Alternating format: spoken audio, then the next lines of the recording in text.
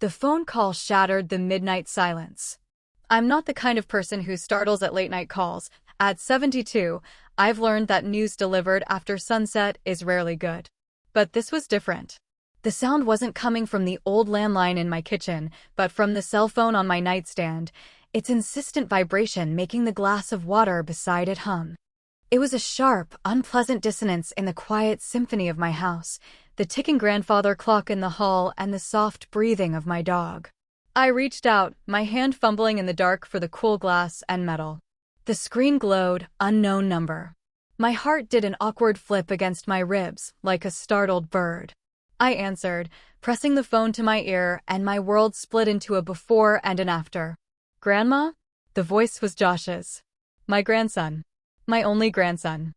But it wasn't the Josh who called every Sunday from his dorm at NYU to talk about professors, girls, and how much he missed my apple pie. This voice was thin, stretched taut with panic, and thick with the wet sound of tears. It held a primal terror I hadn't heard since he was 6 years old and got lost at the mall, the very sound that had made me abandon a full grocery cart and run, screaming his name. "Josh? Honey, what's wrong? What time is it?" I asked, trying to sit up, but my body felt foreign and sluggish. "Grandma, I'm in trouble." "Real trouble," he whispered, his breath catching. "I'm in jail. I need bail money." The words didn't form a coherent picture. They were like shards of broken glass, sharp, disconnected, and dangerous. Josh. My Josh, the scholarship kid, the animal shelter volunteer, the boy who couldn't watch horror movies because he felt bad for the monsters. In jail? It was an anomaly. A glitch in the matrix of my orderly, predictable universe. And I didn't know it yet, but this glitch was only the first tremor of an earthquake that would demolish everything I understood about trust, family, and reality itself. My name is Margaret Sterling, but to everyone except the government, I'm just Maggie. I've spent most of my life in the quiet company of dust and history, working as an archivist at the University of Michigan's library here in Ann Arbor. My job was to preserve the past, to catalog fragile letters, digitize faded photographs, and breathe life into the stories of people long gone. I learned to value order, facts, and logical connections. I believed everything had its place, its card in the catalog. The only place I allowed for chaos was my backyard garden, where the riot of blooming and wilting brought me joy. There I let the wild mint spread and the roses grow as unruly as they pleased. Since retiring 5 years ago, I haven't slowed down. I simply transferred my methodical nature to a new domain, volunteering at the local historical society, building a digital archive of the town's old newspapers. My days were scheduled with the precision of a Swiss watch, a morning walk with my golden retriever, Churchill, a few hours at the scanner, lunch, a post-lunch nap, a luxury I adored, and then the garden or my book club. My life is a fortress built of routine and small rituals. Financially, I was secure. My late husband, Edward, was an engineer and a meticulous, almost obsessive investor. "Maggie," he used to say, "we can't control the world, but we can control our finances." He left me not just a paid-off house, but a carefully balanced portfolio of stocks and bonds. I knew my accounts, monitored my 401k, and never made an impulse purchase. My daughter, Amelia, often joked that I still clipped coupons from the Sunday paper, even though I didn't need to. But for me, it wasn't about the money, it was about control. In a world that felt increasingly chaotic, managing my small corner of it gave me the illusion of safety. The center of my world, my greatest joy, was Josh, Amelia's son. I saw the best of our family in him, Edward's analytical mind, Amelia's kind heart, and my own stubborn curiosity. When he got into NYU to study journalism, I was both proud and terrified. New York City seemed a universe away from the quiet streets of Ann Arbor. But I believed in him. I believed in his future. And that belief was the cornerstone of my fortress. The day before the call, life was proceeding as scheduled. It was a Tuesday. I spent the morning at the Historical Society, poring over the minutes from a 1958 City Council meeting. Apparently, arguments over parking are eternal. In the afternoon, Amelia called. Her voice, as always, was filled with a loving concern that sometimes bordered on smothering. "Mom, did you take your blood pressure medication?" she began, her standard opening. "Yes, dear. And my vitamin D and the fish oil." "I haven't gone senile just yet," I replied with my usual touch of sarcasm, which she had long since learned to ignore. We chatted about little things. Her neighbor's kids were being loud again. The price of organic kale at Whole Foods was astronomical. She mentioned that Josh hadn't answered her last text. "He's probably busy," I said, thinking nothing of it. "He's got midterms coming up. He told me he'd be living in the library." "I hope so. I just worry. New York is such a big place. You see such awful things on the news." "Amelia, he's a smart boy. He knows how to take care of himself. We didn't raise him to be kept under glass." I truly believed it. In my world, there was no room for the idea that something terrible could happen to Josh. Those things happened to other people on the news, not in my family. Our lives were predictable. Safe. As orderly as the archives I so loved. That evening, I was at our favorite cafe with my best friend, Carol. Carol, a lawyer's widow, was my polar opposite, impulsive, loud, and trusting to a fault. She was in the middle of a story about her latest near scam. "Can you imagine, Maggie?" she said, gesturing wildly. "An email, supposedly from the IRS. Said I owed back taxes, and if I didn't pay immediately with Target gift cards, they'd issue a warrant for my arrest." "Carol, who falls for that? The IRS and Target gift cards?"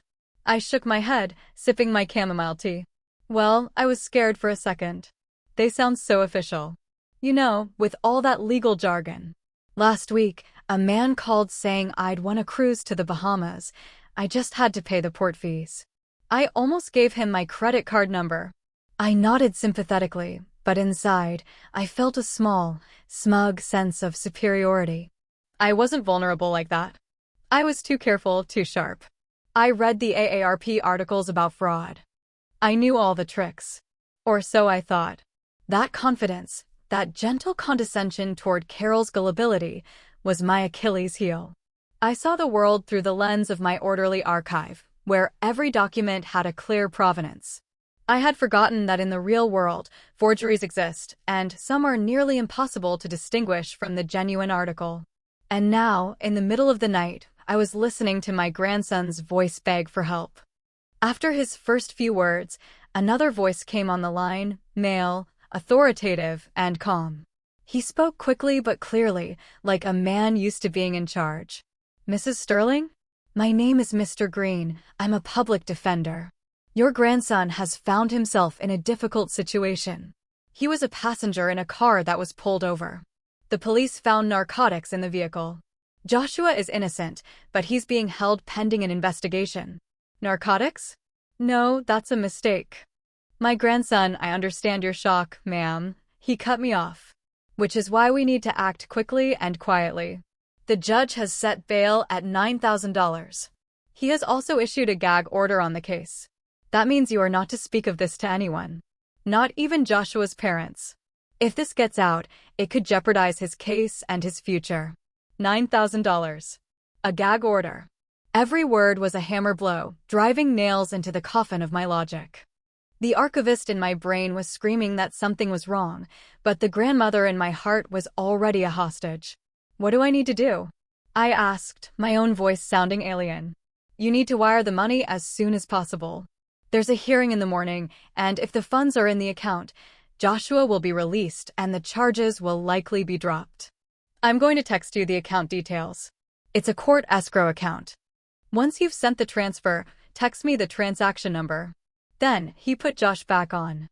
"Grandma, please," he sobbed, and the sound tore through me. "I'm so scared. It's horrible in here. Please don't tell Mom. She'd fall apart. Please, just help me." That sob, that fear in his voice. It bypassed all my defenses and struck me directly in the heart. I hung up, and the room was plunged into a deafening silence. My hands were shaking so badly I could barely hold the phone. A text message had already appeared with an account number and a recipient name. The name was unfamiliar, but Mr. Green had explained it was the name of a court clerk. I got out of bed, my legs unsteady. Churchill lifted his head from his dog bed, looking at me with concerned eyes. I went to the kitchen and poured a glass of water, but I couldn't swallow. A gag order. The phrase echoed in my mind. It was brilliant in its cruelty. It isolated me, cutting me off from the one person who could have helped Amelia. To call her would be to betray Josh's trust, to ruin his future. To not call was to be utterly alone with my fear. I sat at the table and opened my laptop. My fingers stumbled on the keys. I logged into my Bank of America account.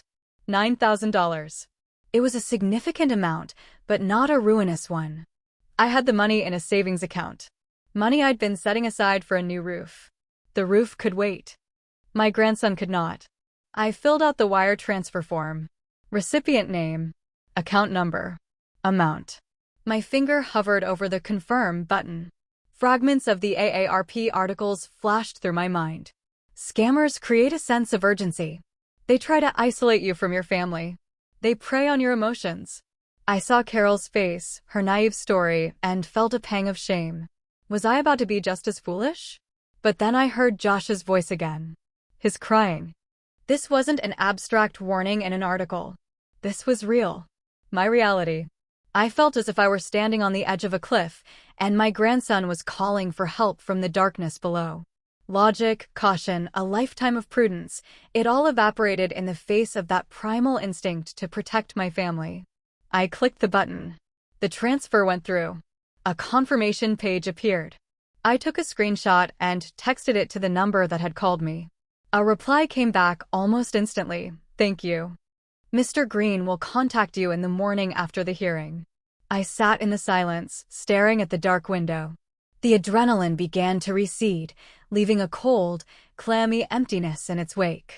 And in that emptiness, the seeds of doubt began to sprout. I felt a cold sweat on my back, a wave of nausea. Something was wrong. Some detail my mind, trained by years of archival work, had snagged on but failed to process in the heat of my panic. I opened my call history again. Unknown number. But when I clicked for the call details, the full number was there. The area code was 702. 702, my fingers, not shaking quite as much now, typed it into Google. Area code 702. The result was immediate. Las Vegas, Nevada. Not New York. My heart began to pound again, but this time with a different kind of fear. A cold, calculating one. Why would a public defender from New York be calling from a Las Vegas number?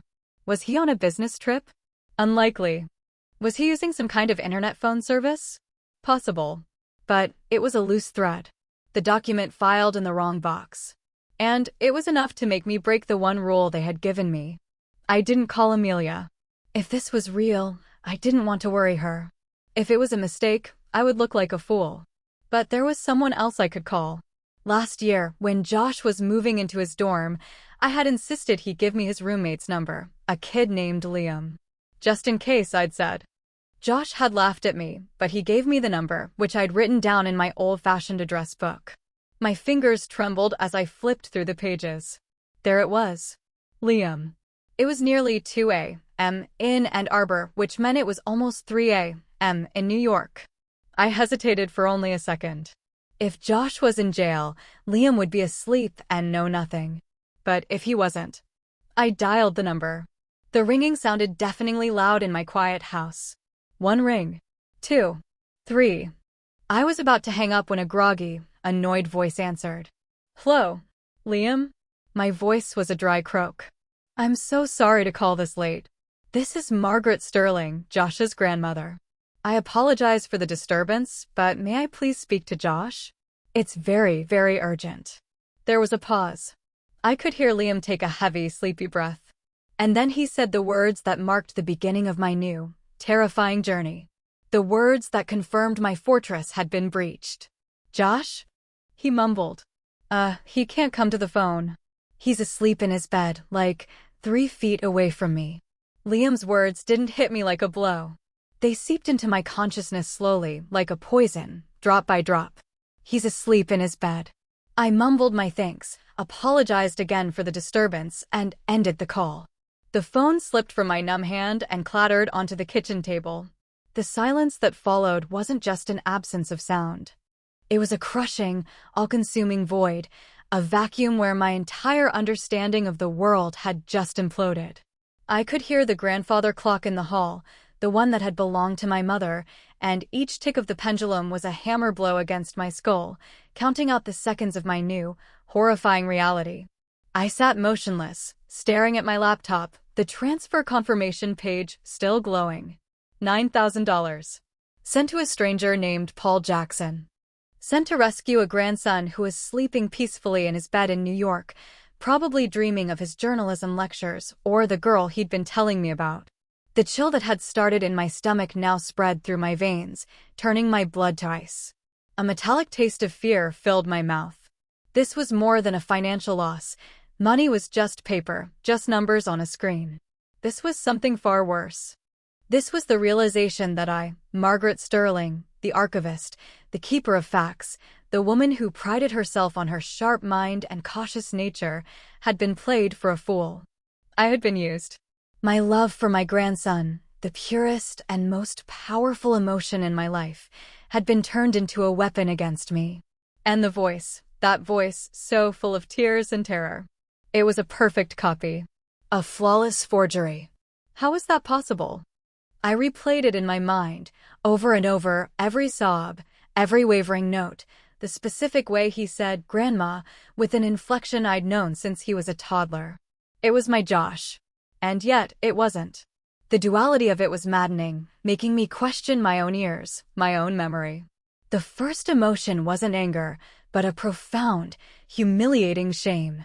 I could feel my face flush hot in the empty, dark kitchen. I thought of my condescending tone with Carol, of her naive stories about scammers. I pictured telling her this story and seeing the look in her eyes, a mixture of pity and a secret, satisfying confirmation. Even smart Maggie got taken. I was no better. I was just another gullible fool. The thought of telling Amelia was physically unbearable. How could I look her in the eye? How could I admit that I'd sent the money for the new roof to God knows where because of a panicked phone call, without making a single attempt to verify the story? She wouldn't yell at me, no. She would start to fuss, to smother me with concern, to look at me as if I were a frail old woman who could no longer be trusted to care for herself. That look would be worse than any reprimand.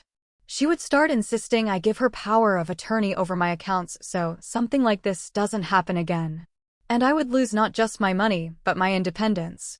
I stood up and walked to the sink, my movements slow and stiff, like the old woman I suddenly felt I had become. I splashed cold water on my face, trying to wash away the sticky film of humiliation. The water ran down my cheeks, mixing with tears I hadn't realized I was crying. I wasn't crying for the money. I was crying for my shattered fortress, for my faith in my own common sense. But through the fog of shame, something else began to burn through. Something hot and sharp. Rage. It started deep in my gut, a smoldering coal, and with every beat of my heart, it grew hotter. They didn't just steal my money. They stole my dignity. They violated the most sacred thing in my life, my family. And for that, they would pay. The rage gave me strength. It was like a shot of adrenaline. I was no longer a victim trembling in her kitchen. I was a person who had been robbed, and I was going to get it back. I picked up the phone again. On the back of my debit card was the 24-hour customer service number for Bank of America. I was greeted by a soulless automated voice, prompting me to press 1 for my balance, 2 for my last transaction. I furiously jabbed the 0 key until the system gave up and connected me to a human operator. Fraud department, this is Daniel. How can I help you? The voice on the other end was young and weary, as if I were his 100th victim of the night. Haltingly, I told him the story. The late-night call, my grandson's voice, the wire transfer. I tried to speak calmly, like an archivist presenting facts, but my voice betrayed me with a tremor. Daniel listened patiently. He asked questions, the exact time of the transfer, the recipient's name, the account number. I could hear him typing. The pause stretched on. I held my breath. Mrs. Sterling, he said finally, his tone devoid of hope. The transfer was made through Zelle. Those transfers are nearly instantaneous and are irreversible. By the time you called us, the money had already been withdrawn from the recipient's account. Irreversible. I latched onto the word. But it was fraud. You can't just let them take my money. You're a bank. You're supposed to protect your customers. I understand your frustration, ma'am. We have flagged the recipient's account and filed a fraud report. But I have to be honest with you, the chances of recovering the funds are extremely low. You should file a police report immediately. The police. Another layer of humiliation. Having to tell my foolish story to some young officer who would look at me with pity. But Daniel was right. It was the next logical step. I thanked Daniel and hung up. The news that the money was likely gone forever should have broken me. Instead, it had the opposite effect. The rage inside me transformed from a chaotic blaze into a cold, focused laser. If the system couldn't help me, I would help myself. I had spent my life organizing other people's stories. It was time to write my own. A story of retribution. I went back to my laptop. I closed the banking website. I opened a new document. At the top, I typed a title, The Josh Project. This was no longer just a scam. It was now my personal investigation. My new full-time job. I, Margaret Sterling, was declaring war on the faceless thieves who dared to use my grandson's voice. And in this war, my weapons wouldn't be emotion, but the things I knew best: facts, order, and meticulous research. I began to work the way I had my entire life. I created a system. First, I documented everything I knew.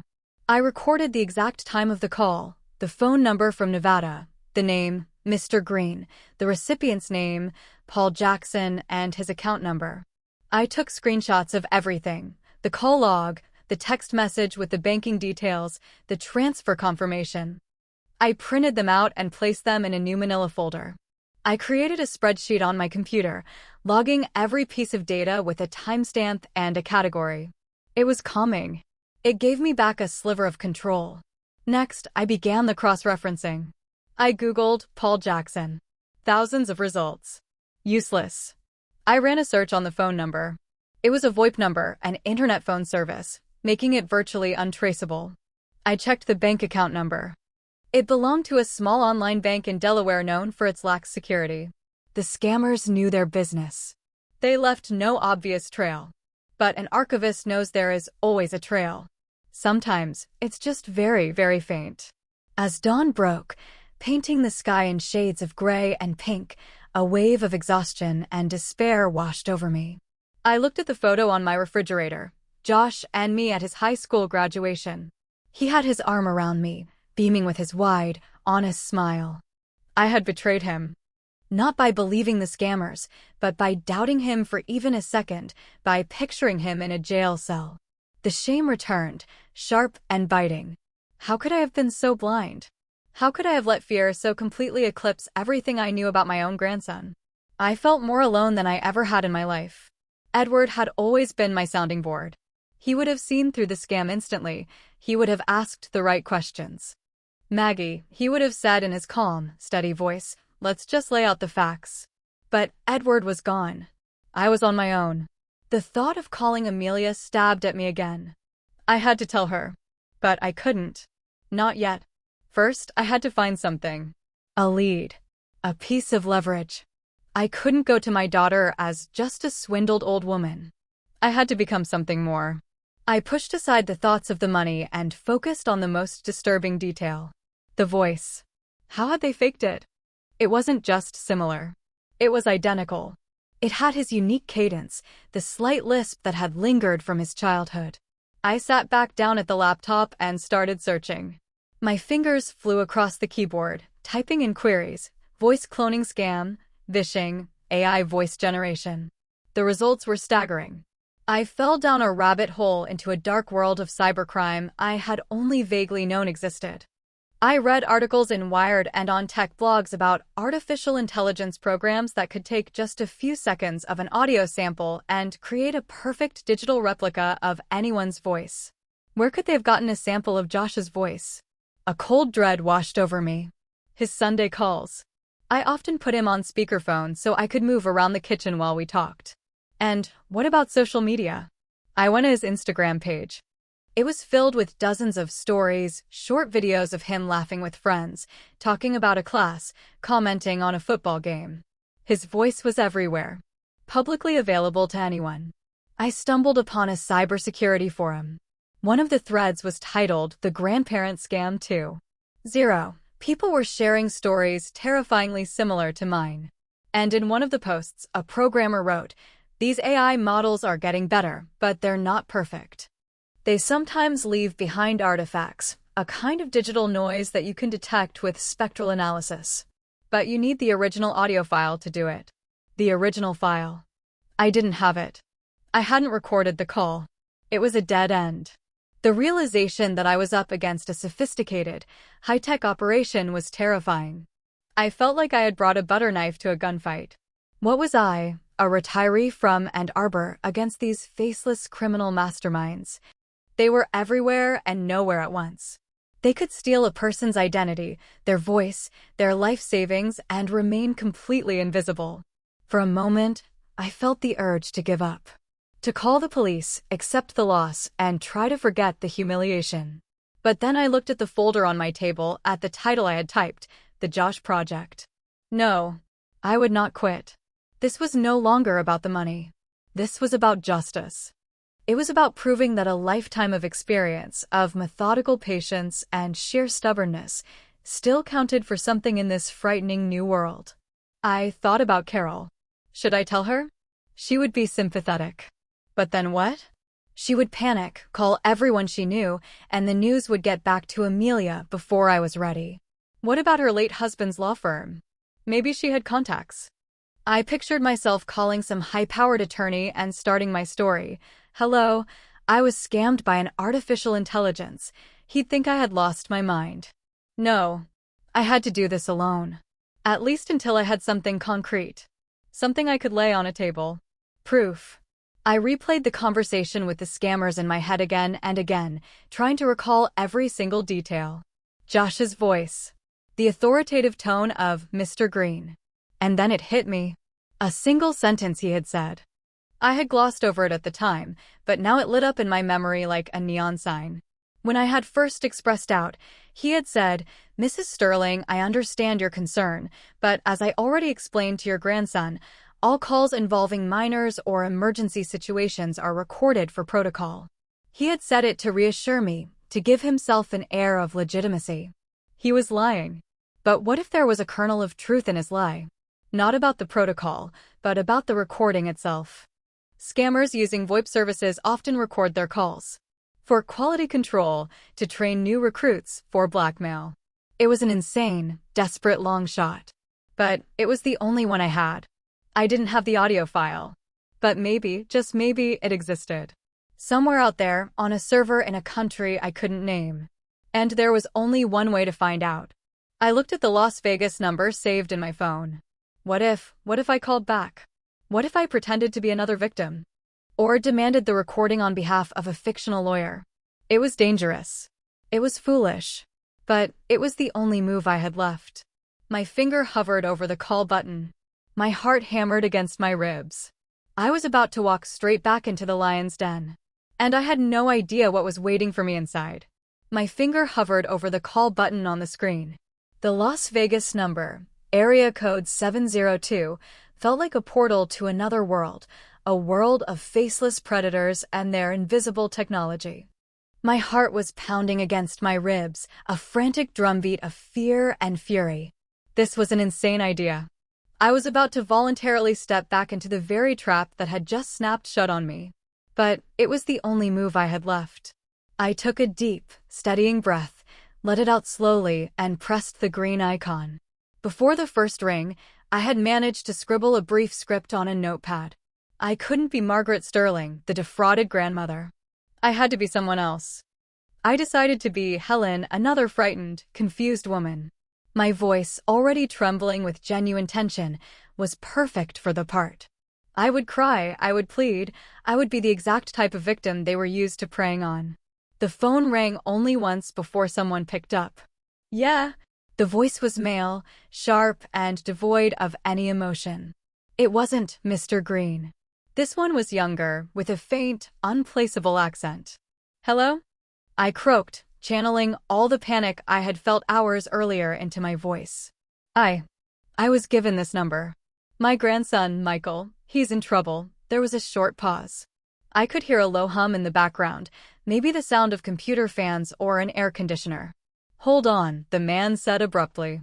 I heard him cover the receiver and muffled fragments of a conversation reached me. Then he was back on the line, his tone more formal but just as cold. Your name? Helen. Helen Peterson, I said, using my mother's maiden name. 1 minute. The line went quiet again, except for the sound of clicking keys. He was checking me, looking me up in some database. My heart sank. Of course they wouldn't have a Helen Peterson. The plan was a failure. I don't have any information on a Michael Peterson, he said finally. But how can that be? I let my voice crack into a sob. An attorney called me a Mr. Green. He said my grandson was arrested in New York. I was supposed to wire money, but I'm having trouble with my online banking. I don't know how to do it. I'm an old woman. I don't understand all this technology. I was betting on their greed. $9,000 was on the line. Maybe they would assume there was a glitch in their system and wouldn't want to let an easy mark get away. Mr. Green? The man repeated. Okay, stay on the line. Another long pause. I sat clutching the phone, my body as tense as a drawn bowstring. I could hear my own breathing, loud and ragged in the quiet of my kitchen. And then a different voice came on the line. A familiar one. The authoritative, calm voice of the public defender. Mrs. Peterson? This is Mr. Green. It seems we've had a small misunderstanding. Let's clear this up. Oh, Mr. Green, thank God. I exclaimed, playing my part to the hilt. I was so worried. I don't know what to do, how to help Michael. Calm down, Helen. His voice was slick as oil, falsely reassuring. We'll get this sorted out. Tell me, did you speak with your grandson? Yes. He was crying. He was so scared. I let myself sob for real, remembering that fake but terrifyingly real voice of Josh. He mentioned that you record everything for protocol. Is that true? I just want to be sure this is all legitimate. My late husband always told me to be careful. This was the key moment. I had cast the line. I was appealing to their own lie, to their own methods of building trust. There was a split-second hesitation on his end. I could almost feel him weighing the risks. To refuse would be to spook a victim who was ready to pay. To agree would be to make a mistake. His arrogance won. Of course, ma'am, he said condescendingly. All our conversations with clients and their relatives are recorded for quality assurance and legal compliance. It's standard procedure. Oh, thank heavens, I whispered. My son-in-law, he's an attorney. A very strict one. He said I am not to transfer a single cent until he's sure this is above board. Could you possibly email him the recording of the call with Michael? Just so he can confirm it's really him. As soon as he gives me the okay, I'll drive straight to the bank and wire the money. I held my breath. It was a brazen, desperate request. Email the recording? Irritation crept into his voice. Ma'am, that's confidential information. I know, I said quickly. But my son-in-law, he won't let me help Michael without it. He says there are so many scams these days. Please. It's for my grandson. Here's my son-in-law's email address. He's waiting for it. I recited the address I had created 15 minutes earlier. Sterling. Legal. Consulting at gmail.com. It sounded official enough. Another pause. I heard him sigh heavily. I pictured him on the other end, smug, certain of his own impunity, annoyed by the stupid old woman complicating his easy payday. Fine, he said at last, and I nearly dropped the phone.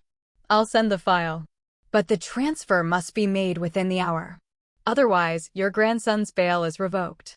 Yes, of course. Thank you, Mr. Green. You're saving my boy's life. I hung up and my body began to shake. Not from fear, but from a terrifying, triumphant surge of adrenaline. The trap had been sprung. I scrambled to my laptop, opened my email, and began frantically refreshing the page. A minute passed. 2. 5. Nothing. Panic began to set in. He'd changed his mind.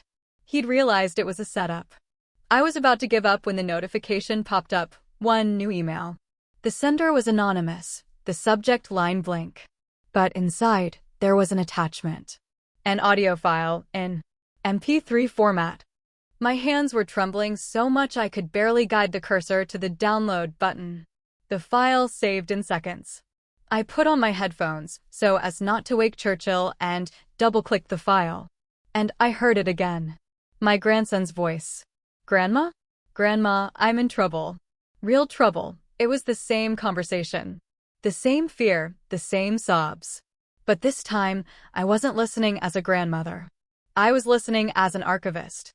I closed my eyes, shutting out all emotion and focused only on the sound. I played the recording again and again. And on the fifth or sixth listen, I heard it. A subtle, almost imperceptible flaw. In the moment the voice broke into a cry, for a split second, there was a strange, metallic overtone, as if the sound were being passed through a digital sieve. This was the artifact the programmer on the forum had written about. This was the proof. It was irrefutable. I had their voice. I had their crime, recorded by them. I saved the file on 3 separate flash drives and hid them in different parts of the house. Now I had the evidence, but I didn't know what to do with it. Spectral analysis, metadata, digital watermarks, it was all a foreign language to me. I needed a translator. Someone who spoke digital. And then I remembered him. Alex Chin. Years ago, he had been a student intern in my archive. A quiet, withdrawn boy who always wore a black hoodie and seemed to communicate better with computers than with people. The other staff members found him odd, but I saw his brilliance. He had single-handedly written a program that automated our cataloging process, saving us hundreds of man-hours. After graduation, he'd gone off to work for some tech company in California. I spent an hour digging through old university email archives and social media. Finally, I found his LinkedIn profile. He wasn't at the big corporation anymore. He had his own small cybersecurity firm, right here in Michigan. I found the number for his office. Making the call was terrifying. It had been so many years. Would he even remember me? Would he think I was just a crazy old woman with a conspiracy theory? But I had no other choice. I called the next morning. Alex answered himself. He remembered me immediately, which both surprised and touched me. Without going into detail, I told him I had a serious problem involving digital fraud and needed his consultation. We agreed to meet at a small coffee shop near campus. He had hardly changed. Same black hoodie, same intelligent, watchful eyes behind his glasses. He looked surprised to see me. "Mrs. Sterling," he said, shaking my hand. "It's good to see you. I hope everything's all right." "It's not, Alex," I replied. I took out my folder. The Josh Project. Methodically, dispassionately, I laid out the entire story, arranging the printouts on the table like evidence in a trial. The screenshots of the calls, the bank transfer, the text messages. Finally, I placed one of the flash drives on the table. "And this," I said, "is the recording of my grandson's voice, which the scammers sent me themselves." Alex listened in silence, his expression unreadable.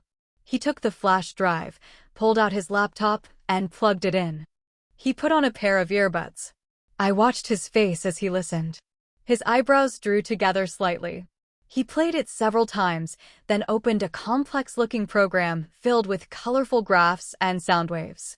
"Incredible," he muttered, taking the earbuds out. "This is a very high-quality generation. But you were right. Here, look." He turned the screen toward me. On the soundwave graph, he pointed out several tiny, almost invisible spikes. "Those are digital artifacts. The signature of a neural network process. You got them, Mrs. Sterling. You tricked them into handing you the evidence." There was genuine admiration in his voice. For the first time in 2 days, I felt not shame, but a surge of pride. "Can you find out where it came from?" I asked. "Give me some time," he said. "I'll run the file through my own programs. Look for metadata, hidden markers." They were arrogant. And arrogant people often leave a trail. 2 days passed. 2 days of agonizing waiting, during which I barely slept and lived on coffee. I checked my phone constantly, jumping at every notification. Finally, on Thursday afternoon, Alex called. "Maggie," he said, using my first name for the first time. "I've got something. Can you come to my office?" His office was in a nondescript building on the edge of town. Inside, It was a technological command center, servers hummed quietly, and lines of code scrolled across multiple monitors. They were definitely arrogant, Alex said, pointing to his main screen. There was nothing useful in the audio file's metadata. They'd scrubbed it clean. But the AI model itself. I was able to identify the signature of the neural network. It's a commercial software called VoiceWeaver, developed by a small startup in Austin, Texas. Very powerful and very expensive. What does that tell us? It tells us that to buy a license, you need a bank account. I hacked their sales server. It wasn't hard. Their security was a joke. And I found the transaction.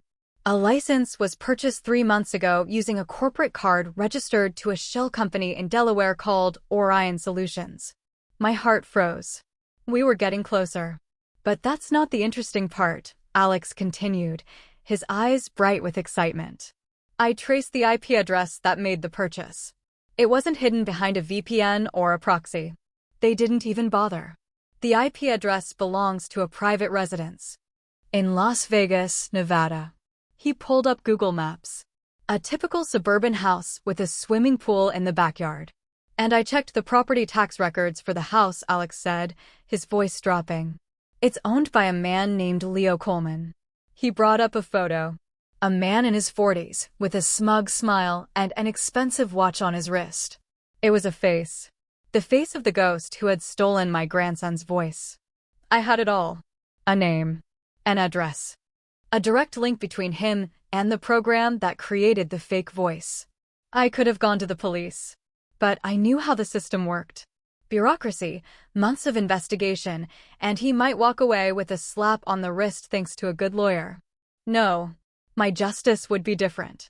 For the next 3 days, I was back in my archive, but this time I was organizing my own story. I compiled everything into a single, flawless, irrefutable package. I wrote a cover letter detailing the entire story, step by step, from the initial call to the final unmasking. I included the printouts of the bank transfers, the screenshots, the audio file on a flash drive, and Alex's detailed technical report. I made 3 copies. The first package I sent via certified mail to the FBI's Cybercrime Division in Washington, D.C. The second package I sent to a renowned investigative journalist at the New York Times, whose articles Josh often sent me, full of admiration for her work. And the third package, sent anonymously, went to the leading news television station in Las Vegas. I didn't just want an arrest. I wanted public humiliation. I wanted his name, his face, his beautiful house with the swimming pool, to be on every screen in the country. I wanted all his friends and neighbors to know that Leo Coleman made his living by terrifying elderly women. This was my revenge. Quiet, methodical, and devastating. A week passed. One evening, I was sitting in my living room, watching the national news. And suddenly, I saw him. Leo Coleman's face. A reporter was standing in front of his house, the same one I'd seen on Google Maps. The headline screamed, "Massive AI voice scam ring busted," and "The grandson in trouble, a new era of high-tech fraud." The story exploded. It was picked up by every national media outlet.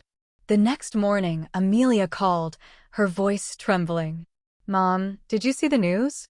That voice, the AI, is that what happened to you?" And finally, I told her everything, from beginning to end. She was silent for a long time, and then she began to cry. But they weren't tears of pity. They were tears of shock and pride. That evening, Josh called. He was furious that someone had used his voice, but mostly, he was in awe of what I had done. "Grandma," he said, and his voice was filled with reverence, "you are absolutely incredible." The story was over. Leo Coleman and his accomplices were arrested. I never got the money back, but it no longer mattered. The new roof could wait. That evening, I went out to my garden. Weeds had pushed up through the rose bushes, and the mint was running wild. It was a mess. But for the first time in a long time, I felt no urge to impose order. I sat on the old bench Edward had built for me and watched the sunset. I hadn't become a hero. I was just a grandmother who had refused to be a victim. I understood that the world had changed. New technologies had created new kinds of monsters. But I also understood that the old methods, patience, attention to detail, meticulous research, and a stubborn, unyielding rage still had power. My fortress had been breached, but on its ashes, I had built something new. Something stronger. And I knew my work wasn't over. I now had a new story to archive and to tell. A story about not giving up.